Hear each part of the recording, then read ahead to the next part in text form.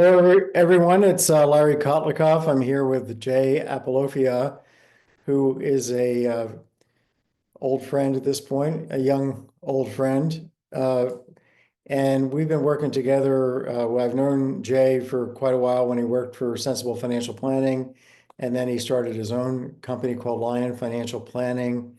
He's a PhD in economics.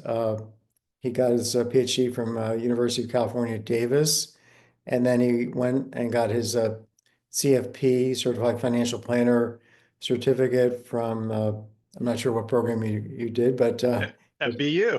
at BU. Oh, well, where else? The best place.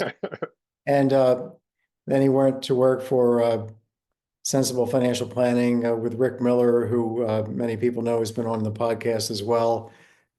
Rick's also a PhD in economics from Chicago, and he's been using MaxiFi Planner for probably 25 years now with his clients, and Jay's been using it with his clients since he started his company.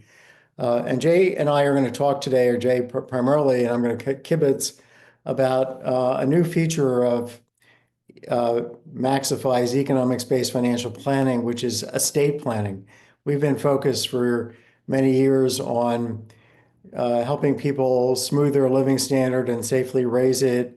And then when they think about investing, building a floor and having upside risk to their investment, or taking some downside risk in order to spend at a higher level out of all their assets, safe and risky. So we have these features that are very focused on spending, but we've of late, just recently, developed additional capacities for doing estate planning, and Jay's going to go over all those.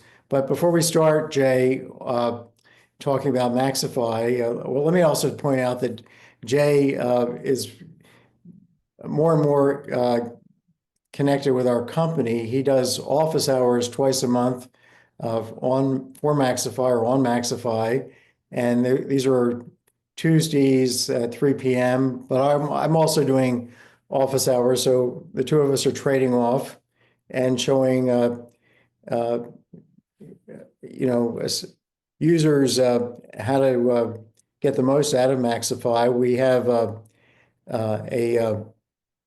we're going to be providing additional office hours for new users to MaxiFi, not kind of newbie office hours. So when you sign up from scratch, and that will be Mark and Kara Brandt will be providing those. These are two former Air Force pilots, and they now, well, Mark flies for United, and Kara does training for drones, actually, for drone pilots. So they're very interesting people, and they know MaxiFi inside and out. They're longtime users. So we have these office hours, but Jay also has a co-piloting service, which you can sign up for at MaxiFi.com. So if you want to have a co-pilot, you notice the term pilot is involved here, and Mark and Kara are certainly pilots, and Jay's a pseudo pilot. He's a financial pilot, co-pilot. So he can guide you through your use of MaxiFi and suggest things and help explain reports. And you'll see how fantastic a teacher he is if you haven't learned that already.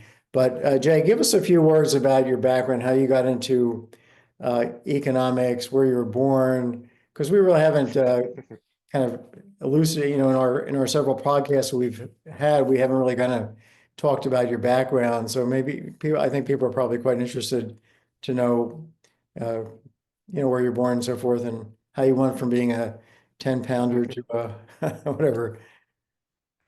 Fair enough. Yeah, I appreciate it. Always an honor to work with you and sit with you, Larry. Excited about this.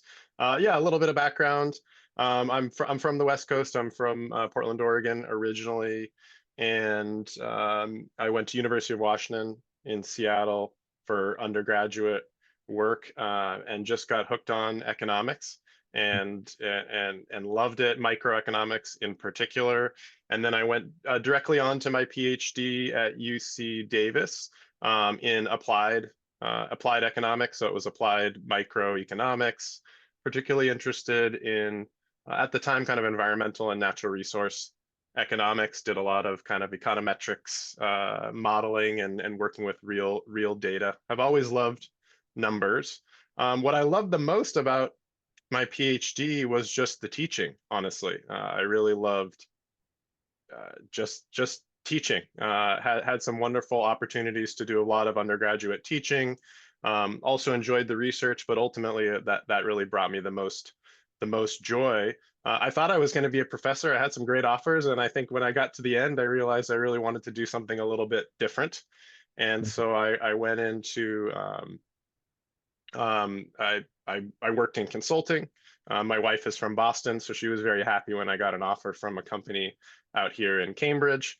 So I worked in kind of economic consulting for a while, and really just ultimately wanted to have my own business and wanted to work more directly with people. Have always just loved working directly with people, and kind of did a full pivot and got into financial planning, personal financial planning.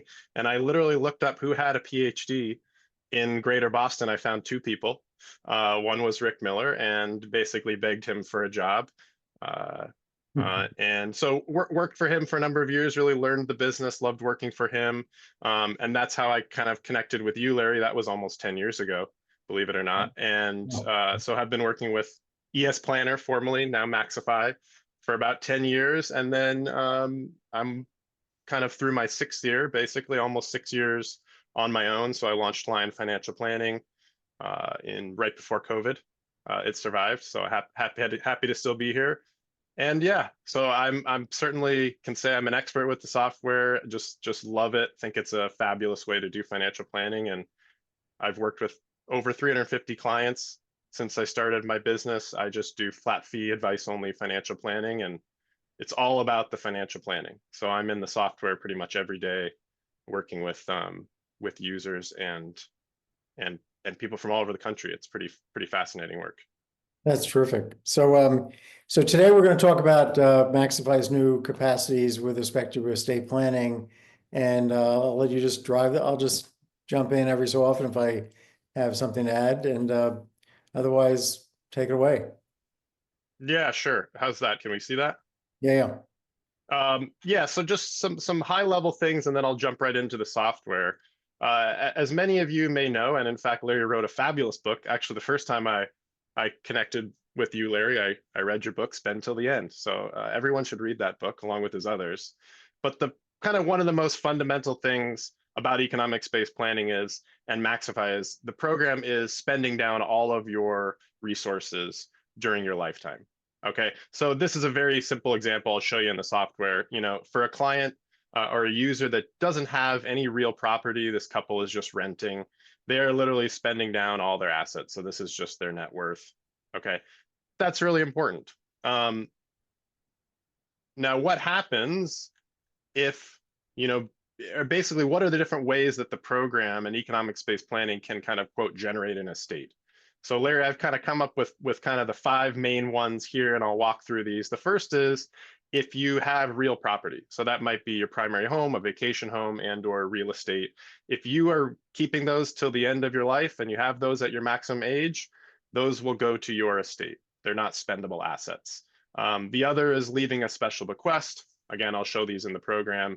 Say, hey, I want to leave $500,000 in today's dollars at the end of my life. We can do that in the program. A reserve fund is another way of doing this. Very interesting, number 4, this is kind of brand new. You can actually set a spending cap on your discretionary spending. So if the program says I can spend X, but I'm really spending, you know, less, I'm spending Y, because I want to generate an estate and I want to see the program, you know, show that, I can set a spending cap, and that'll create an estate. Last but not least, also very interesting, especially from a tax planning perspective, we can tell the program to spend less than 100% of, you know, our retirement account assets. So think like IRAs, for example. Maybe I just want to take required minimum distributions, for example. let me just interject here about the spending cap, which is that we have a lot of people, you know, when you've who I've been working with directly to give them some extra help through you have your co-piloting service, I have a concierge service.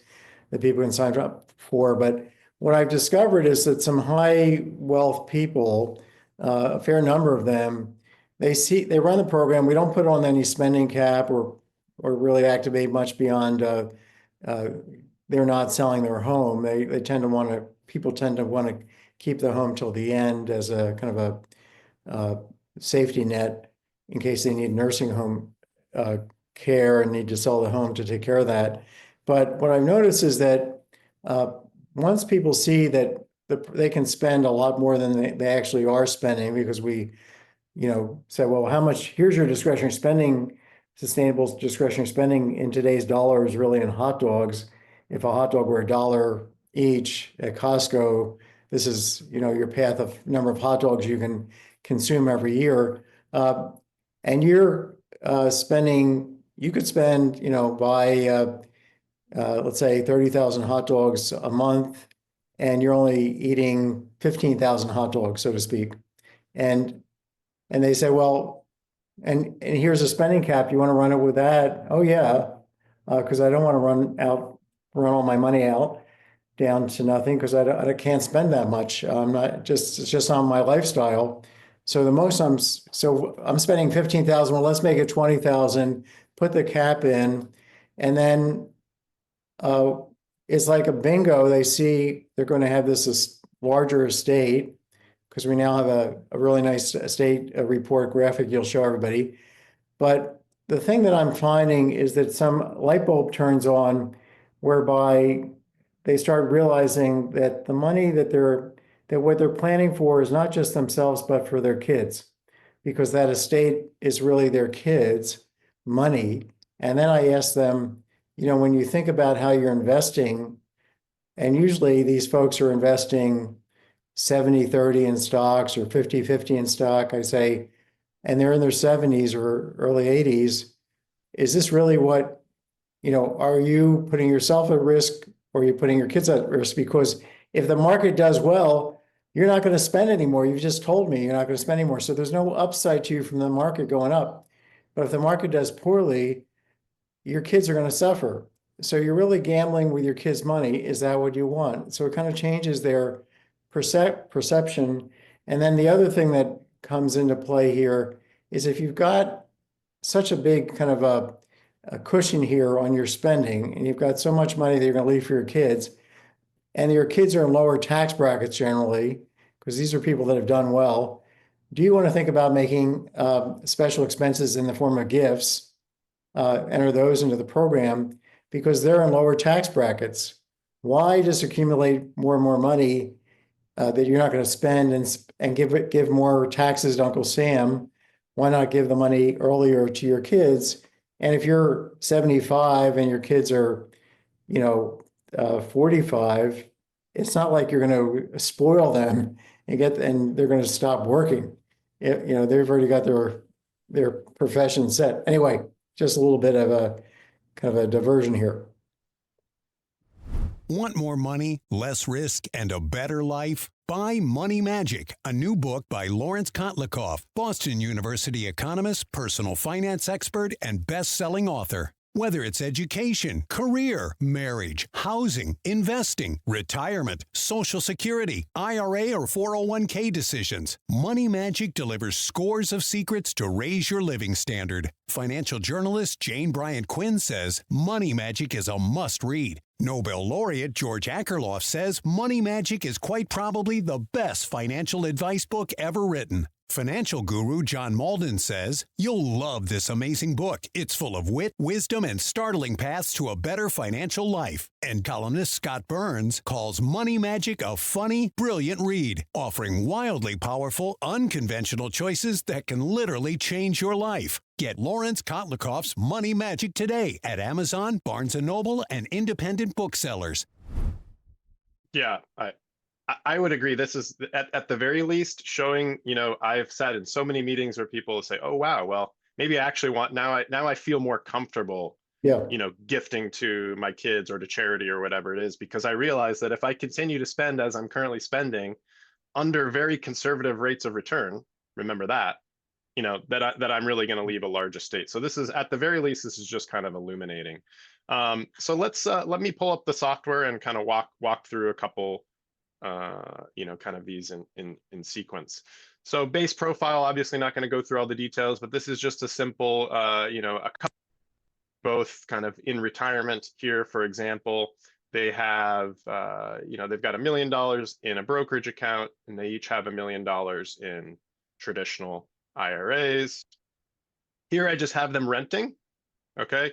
So as I showed before, if we run the plan, you'll see that this is just kind of spending to the end. There's nothing left. There's no estate, final estate, no data. Okay. This will be clear when we have a comparison report. But if you click on net worth, you can also see this, right? This is spend to the end. If we look at, I just teed up, I said, well, hey, what if they buy a house? They buy a $500,000 house, and I'm just going to run a comparison report against base, and they stay in the house for life. So they're dying with the house. So what's the difference? First and foremost, we're not going to kind of focus on this. Obviously, the discretionary spending may very well be different during life. In this case, if they buy the house, they're a little bit better off. Okay. Did you give them some extra money for them? No, this one, I tried to make it a real apples to apples. I said by the end of the first year, they literally just take $500,000 from their brokerage account and buy a house. So you'll see here with the estate, it's really pretty much the same at $1 million at the end of life. Yeah, so their estate goes up a bunch because of the house. And this is all, the estate report's all in present value, so it's not the value of the house at the very end in dollars at the very end, but this is, yeah, correct. The discounted present value. Just a question, do you have any reason their discretionary spending went up as opposed to down, or just? Well, here it went. Obviously, it depends on the house that you buy and where you were before, and so renting, so buying was actually cheaper than renting, is what you're saying? Yeah, in this completely hypothetical example, I had them renting at $3,000 versus buying a $500,000 house. For example, if you click on compare lifetime, you can see, I'm talking to I don't have to tell Larry this, but to all of you listeners, if you click on compare lifetime, what happened when you're running a comparison report, you could see exactly what happened. Well, here's what happened. Lifetime housing expenses went down by $600,000. Maybe some savings on taxes, depending upon the situation. But you're dying with the house. So you're not spending the house. So that kind of, So you can have your cake and eat it too. You have your cake and eat it too, because the savings from lowering your housing costs, and probably you're happier in a house than renting because the rent can change. It's safer. Whoever owns the place can kick you out because they want to do something else with their rental property. And here you get to spend more and also leave the house to presumably your kids. So that's like a win-win. Very cool. Yeah. Yeah. Now, had I had them buy $1 million house, there's also, we're not talking about that today, but it's something I talk with so many people about, and is, one of the biggest financial decisions you're going to make in your lifetime, certainly kind of, my peers, is how much house can you afford? So at some point they could buy a much more expensive house, and they might have to cut their spending, but maybe they're not spending all that. Right. Anyways, so that's that. If I click on the full report from this and click on net worth, I really like this chart. You'll just see, So now it doesn't go to zero. It now goes to the house. To the house, yeah. Yeah. So if I love this chart, Larry, how you've done this. It's all dynamic here. So you'll see we're spending down all the resources sans the house. And that's true if we have a vacation home or any real property, real estate, for example. Unless we tell the program that you are selling it, you're gonna die with the property. So the second one is kind of this special bequest. You'll see this under settings and assumptions under estate planning, which we'll return to. There's a bunch of new options in here. Right here, you can set a special bequest. I just set a special bequest for one of these individuals. This is a household of two. And as it says, this is just a specific amount in today's dollars that you're going to leave at the end of your life.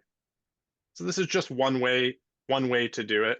And if I run a report, I'm going to run against the base profile. And remember, in the base profile, they're renting. So here, we're going to say we're going to set aside $500,000 at the end of our life. And so obviously, all else equal, they can afford to spend less.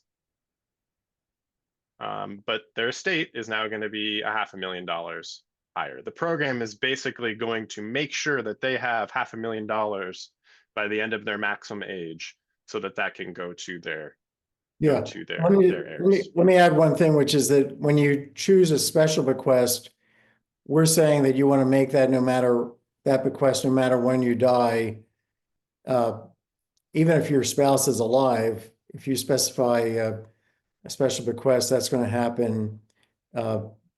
And that means that you may need more life insurance earlier on to meet that. I mean, suppose you said, I'm going to leave Right. $500,000 to my favorite niece, and I only have $200,000 in the bank. Well, the program is going to say you're going to need $300,000 of life insurance starting today. Maybe you're single and you don't have a spouse. It's going to say, "Hey, here's your need for life insurance." Now, the other way to say it is that I want to make a gift to you could specify a special Right. expense, a gift to your niece that would happen at 30 years from now, if you make it that far. But if she's in your will, this is going to lead to a higher estate every year of your life. And certainly, at the point where you reach, 30 years from now, you'd be able to make that payment if you're still alive. So there's different ways to help your niece. Yeah, no, I will be completely transparent. I think this is the one that I use the least with users and clients. I mean, there are certain cases where the special bequest makes sense, but what Larry brought up with the life insurance, it's just you have to really pay attention to this one. The other thing here with the special bequest is, and I mentioned it in my slides, but I'll just talk through it briefly. Currently, the way MaxiFi is set up is that this special bequest includes any real property. So if I have a house that's worth $500,000, the program that I want to leave $500,000 special bequest, it's just going to leave the house. So it's not actually going to do anything different. If you're that'll happen if there's when the household ends, because if there's a spouse, the house goes over to the spouse and won't be used for the special bequest. But if at the very end, it will be, if there's nobody else around in the household. The other thing I wanted to mention is that the special bequest, if the niece is disabled, that may be a reason why you want to leave $500,000 to the niece, no matter what, starting immediately. So that would be for disabled children. This would be, for a trust or something like that. Yeah.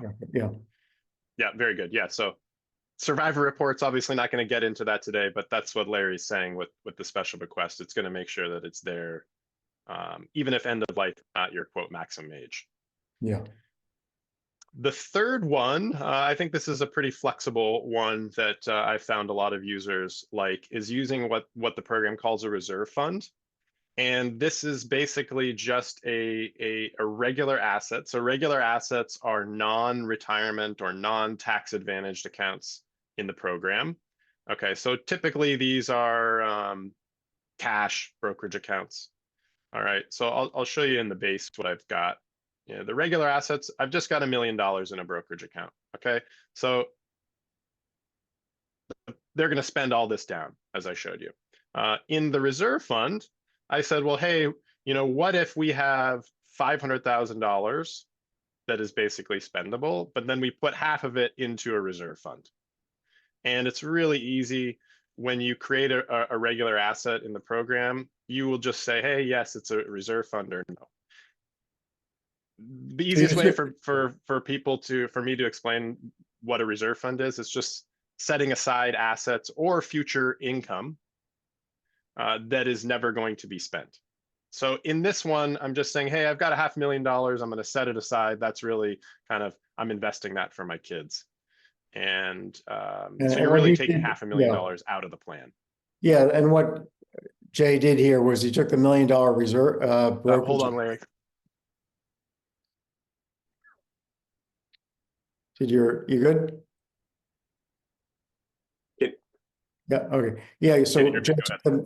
the $1 million brokerage account, broke it into two pieces. Half is now going to be spendable, and the other half will be designated as a reserve fund, and it'll be taken off the table with respect to spending. It's going to go into the state report.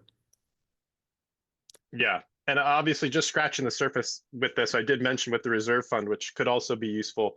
I could say, well, I want to add $20,000 a year to this reserve fund.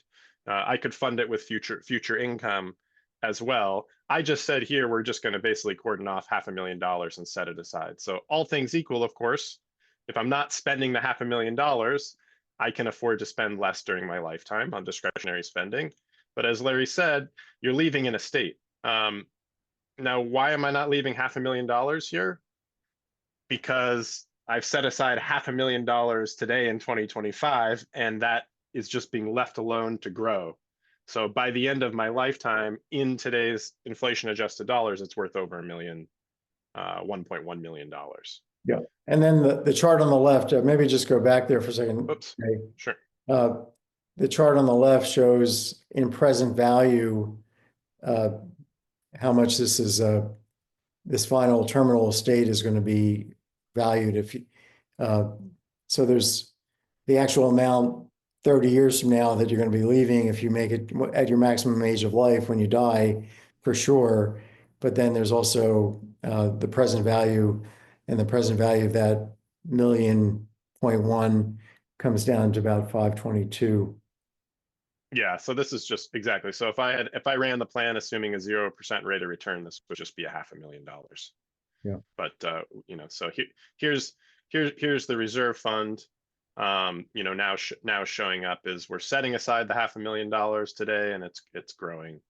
So the reserve fund is really interesting. I've used it in a variety of different ways with users and clients. Some people have very risky assets or something that we might not want to include in the plan, but we put it in as a reserve fund because we want to track it over time, or it might be, again, kind of estate planning related, like I'm showing you here. So this is a very flexible way to do this for a lot of people. Anything else I should show on this one, Larry? No, that's cool. That's great. Okay. Want more money, less risk, and a better life? Buy Money Magic, a new book by Lawrence Kotlikoff, Boston University economist, personal finance expert, and best-selling author. Whether it's education, career, marriage, housing, investing, retirement, Social Security, IRA, or 401k decisions, Money Magic delivers scores of secrets to raise your living standard. Financial journalist Jane Bryant Quinn says Money Magic is a must-read. Nobel laureate George Akerlof says Money Magic is quite probably the best financial advice book ever written. Financial guru John Malden says, you'll love this amazing book. It's full of wit, wisdom, and startling paths to a better financial life. And columnist Scott Burns calls Money Magic a funny, brilliant read, offering wildly powerful, unconventional choices that can literally change your life. Get Lawrence Kotlikoff's Money Magic today at Amazon, Barnes & Noble, and independent booksellers. The fourth is the spending cap. I think this one is very interesting. I've used it many times and is really kind of brand spanking new.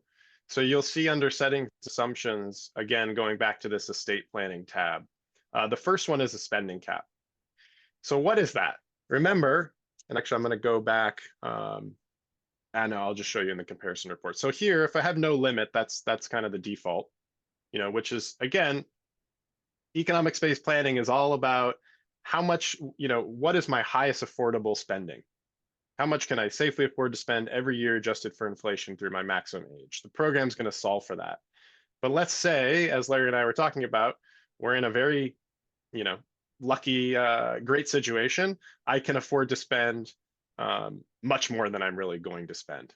Okay, so I could come in here and set a spending cap and say, you know what, I'm really only spending, 10K a month or whatever you're kind of spending.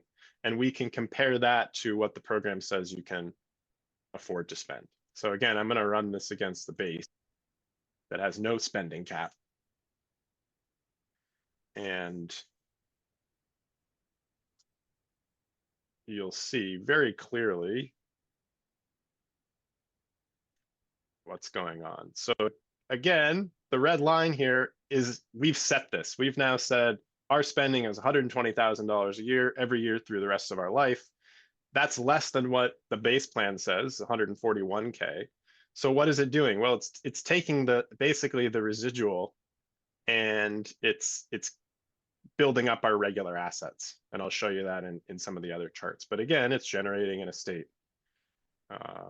So here it's about $900,000 at the end of life in today's dollars. So And this is, go ahead. Yeah. Well, just to summarize, I mean, so we've said you could specify that some of the regular assets are off the table. You could also have the program use regular assets, but you limit how much you're going to spend in general from any source, regular assets or labor income, or somebody gives you a gift, or withdrawals from retirement accounts. You can limit your total spending, and then the program will say, well, can't spend more than that this year. And you can see that it's smooth. The spending cap is producing a smooth living standard path, but it's just down to 120,000. So the rest is just going to be accumulated up and left and go into your estate. And then that's going to raise your estate every year. Maybe if you did a compare annual, I don't know if we do a comparison of that. Do we have the estate? We don't have it. I think we should probably add that. We've got regular assets. Yeah, regular assets is a good way. I mean, there's the net worth is another one, but I think to get what there's so many ways we could show people this, but yeah, again, this is I'm going to show you next is the retirement accounts. And I'm simplifying this, right, Larry? I'm showing just kind of one at a time. Of course, for some people, I've spent hours with some folks who we're kind of combining these things, and then we might even be optimizing them. Today, I just want to show people, power of each of these individually, but you might say, I'm spending less than I can afford. And from a tax planning perspective, I think I'm really not going to take more than my required minimum distribution. So we'll talk about that next. And maybe I want to do Roth conversions. So like this is a whole bunch of different things that people can think about that we can 100% model in the program. At the same time, one at a time. Yes, at the same time. But also jointly, you could have some reserve fund money. You could have a limit on your spending. You could also limit your withdrawals from retirement accounts. You could have a special bequest, and then you could also do Roth conversions. All this stuff happens simultaneously. You can do all of it jointly, and everything will be precisely correct, internally correct. Everything will be adjusting to get all the taxes right and all the regular asset accumulation. Yeah. You could also stay up every night doing financial planning with this program, and it could become your profession. Yeah, it's endless. It really is. So this is the spending cap. I think this is, again, just kind of scratching the surface. But I like this for a lot of people. Again, I don't know how far we want to get into this. I do want to show one more. Is that when I show people kind of cash flows, and they'll say, well, if we go to the spending report, here's all the spending. And people will say, well, I'm not spending. That's not true. I'm not spending that much. So this is also just a great way to get the cash flows to be more representative for people, even if they're not maybe thinking about leaving an estate, or that's not really the focus, but they're not happy with the cash flows showing them different levels of spending. You can set a discretionary spending, and then it's more informative for people. So I also like that aspect of it. Okay, shall we show the retirement assets? So this one, a little more complicated, but I think also a lot of people are thinking about this. So if you go to settings options, again, back to the estate planning tab, you will see this one here, percent of retirement account assets to spend. And in a household that has two, you know, retirement accounts are always owned by an individual. So this is going to be separate for each of the two people in this household. The default here is 100%. So again, spend to the end. We're assuming you spend down all your assets, including your retirement accounts, IRAs, traditional both Roth and Roth. If I were to set this to anything less than 100, it's going to leave some of my, it's going to leave a percentage of my retirement accounts to my estate. So let's go to the extreme just to highlight what's happening here. If I say I want to spend 0% of my retirement accounts, well, obviously I can't spend 0% of my retirement accounts unless I have everything in Roth, because Uncle Sam wants to get paid, and we have these things called RMDs, required minimum distributions. So if we set it to 0%, the program is just going to force required minimum distributions through the rest of life. Okay, this is a little wonky. I don't know how much we want to talk about this, but there ends up being a constraint here. I guess I could have gotten rid of that, but sometimes there's a little bit of constraint. But I wanted to focus on that's probably when they start collecting Social Security. So again, we're leaving an estate. In this example, it's about $500,000, but the estate is different. So if I go to net worth, this couple is now leaving their retirement accounts. So they are leaving, kind of each of them are leaving about $250,000, $260,000 in their IRAs. I have this set up. They don't have any Roths at the moment. So Jay, why don't you click on the estate? Maybe one more thing I can show how they're doing just RMDs. So if you click on financial assets, you can click on each of the retirement accounts. This is one of the couple's retirement accounts. Wanda's RMD age, believe it or not, is age 75. So the program will force the required minimum distribution starting at age 75. And it's only taking the RMD all the way through her maximum age. So at the end of life, she's left with $257,000, where in the base plan, if I go back to the base plan and I show Wanda's retirement accounts, she's kind of smoothly drawing down this account such that, at the end of life, it's zero. So Jay, obviously just scratching the surface again. Can you hear me, Larry? I don't think, I'm not sure you can hear me. My headphones, hold on. Yeah, I'm not sure you can hear me, but it might be good to point to the estate report under net worth on the right. Did you hear that? Yeah, sorry, I'm having some issues today. Go. Can you repeat that? Under net worth, if you go to the estate report on the right menu, right there. If you click on, like estate, then you can see the different elements of the estate, the total estate. So we're not assuming that people make it to the maximum age of life. We're showing what would happen if people pass, years before. So so you get to see all the what would happen under both Wanda's estate when she passes and what happens if they're both passing together. Yeah, exactly. Yeah, so those are, again, I know I'm just kind of scratching the surface here, but there's so much to dig into on this. I think,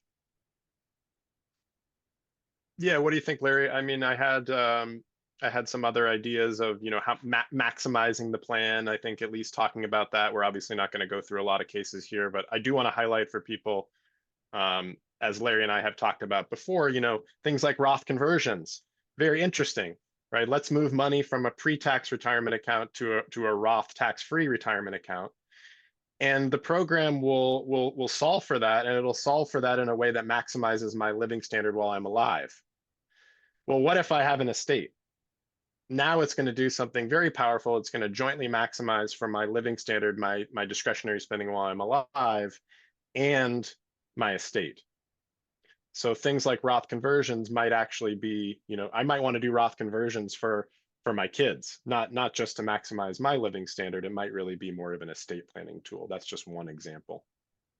Right. So you can run, click on reports. If you click on reports, Jay, you can show everybody how to turn that on.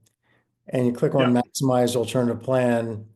So if you, for example, suppose you had a spending limit in place, and so then the program is going to be focused on just when you run optimization over anything, Social Security, start dates for retirement account withdrawals, taxable retirement account withdrawals, but also Roth conversions, it's just going to be focusing on maximizing your terminal estate.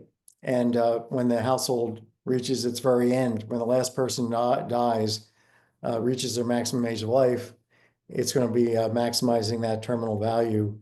And so the you're going to run the plan? Okay. I So- already ran it. I already ran that exact one. So let's rather than running, because it'll take a couple minutes to optimize for Roth conversion. So I already ran it.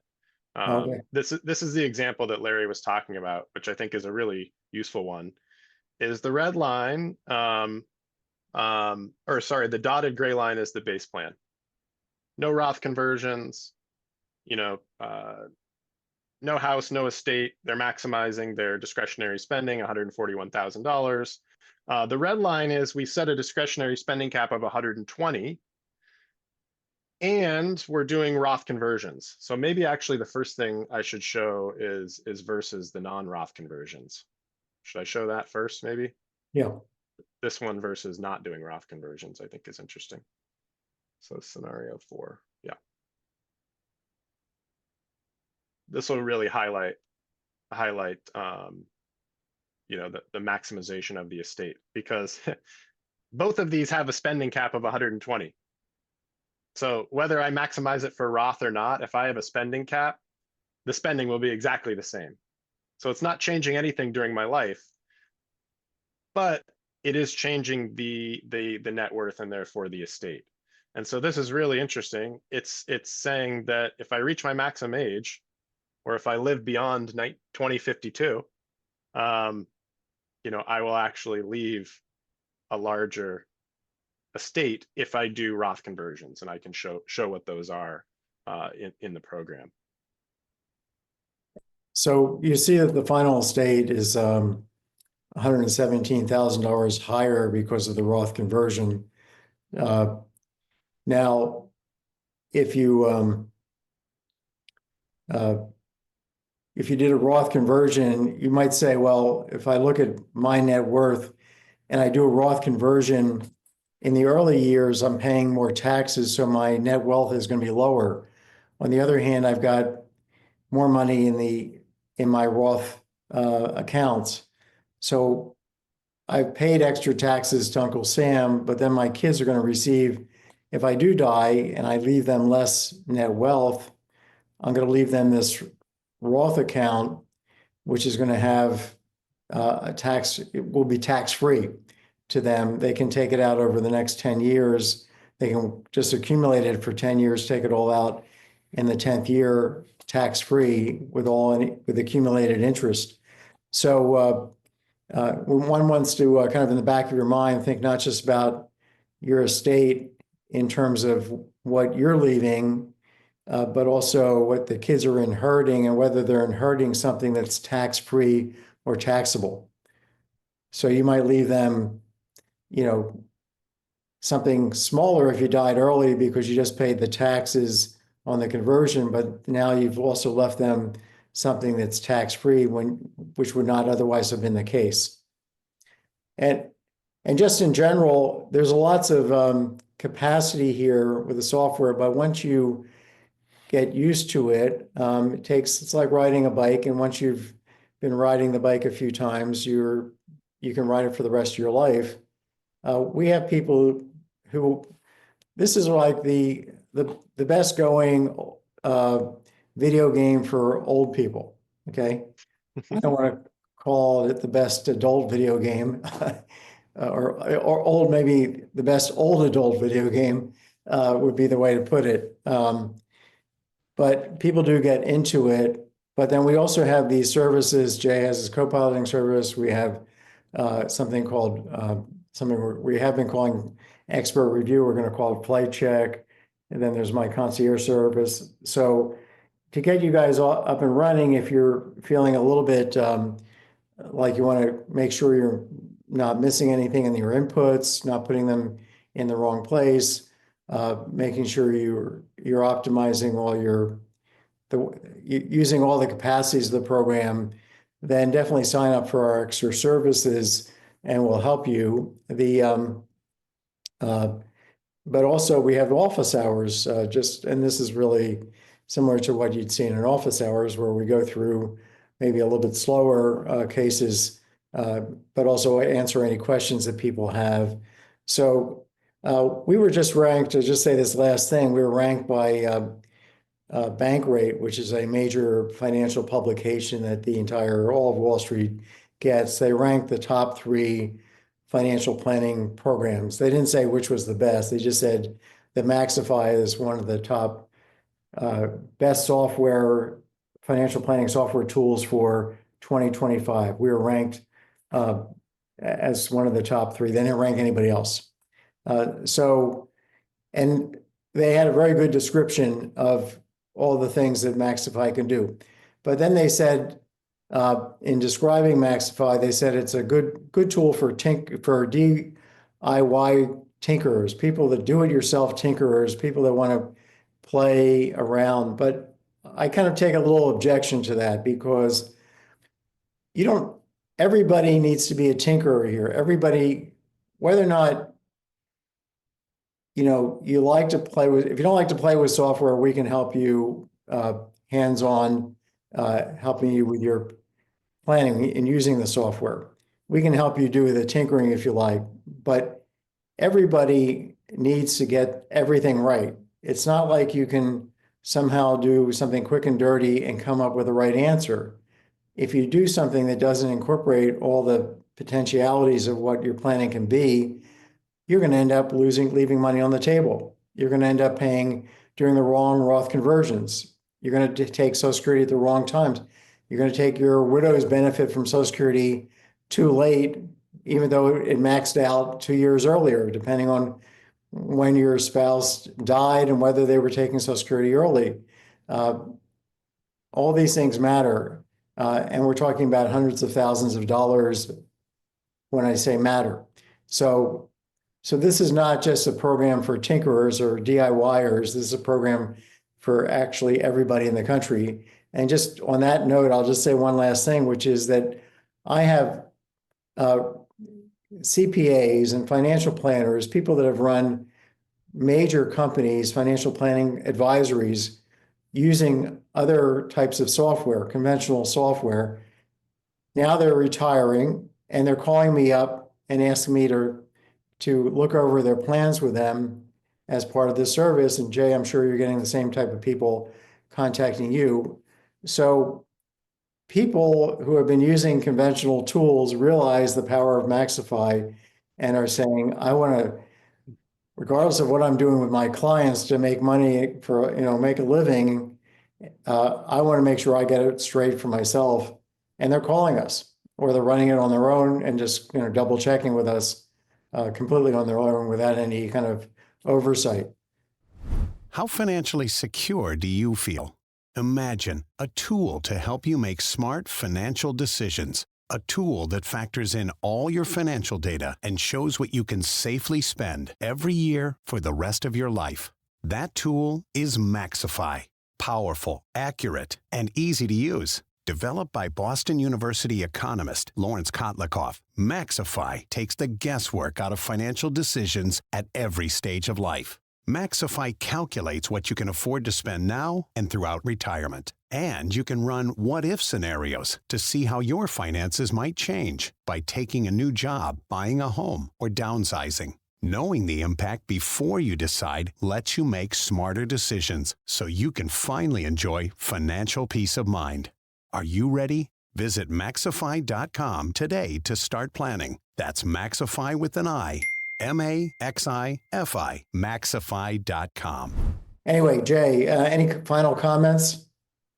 I will just summarize what Larry said because I wholeheartedly agree. Is if you want to do real financial planning, this is the tool to use. I mean, this is doing real financial planning. It's not trying to sell you on investments or which is what a lot of these other programs have been built on over decades, or maybe a century at this point. I don't know how long, but yeah, this is you are paying for the financial planning with this tool. And I've worked with so many different people from all walks of life with all different types of problems, some more complicated than others. I have yet to be 100% stumped on how to model it in MaxiFi. Let me say that there are some that are pretty difficult, and I have to scratch my head for a while and figure it out. But I have yet to find something that I can't accurately model in MaxiFi and really wow people with the power of the software. Yeah, plus the software is super cheap. I mean, it's the premium version, which allows you also to look at your investments and look at the upside and the downside risk to investing in different ways. We don't recommend any investments. We don't recommend any tax moves. We don't recommend anything because we're just an educational tool. But the tool itself is really inexpensive. It's currently $149 for the premium version, $109 for this standard version. Lots of houses. I mean, I've made, upwards to $1 million in additional lifetime safe spending capacity and present value from running tools for people by kind of reinventing their retirement. And that might involve working a little bit more, taking Social Security later, doing Roth conversions, being careful about when they start the retirement account, withdrawals, downsizing their home, moving to a state where there's no income tax. All these things can be done, paying off their mortgage if it's a high interest rate mortgage. That's like a no-brainer. Obviously paying off credit cards. Anyway, thanks so much, Jay. This has been great yet again. And I hope everybody will get the software. And if you're having any questions whatsoever, office hours, we have great customer support. You can just click the green button at the bottom of every screen for immediate email contact with our head of customer support, Dan Royer. And then we have extra services, the flight check, the co-piloting with Jay, concierge service with me, or the Mark and Kara Brandt, who you can talk about flying the U-2 with Mark and flying the C-5 with Kara. These are Air Force pilots. These people are really the right stuff. The real story of the right stuff. I mean, having somebody fly a U-2 spy plane at 90,000 or 70,000 feet with a spacesuit, so that because if it gets a tear, he's going to end up as a raisin in a half a second. That's a very interesting person to listen to. And the C-5 cargo plane is one of the biggest planes in the world. And Kara was the pilot for that for many years. Anyway, thanks again. My pleasure. Thank you, Larry. Thank you. Bye-bye.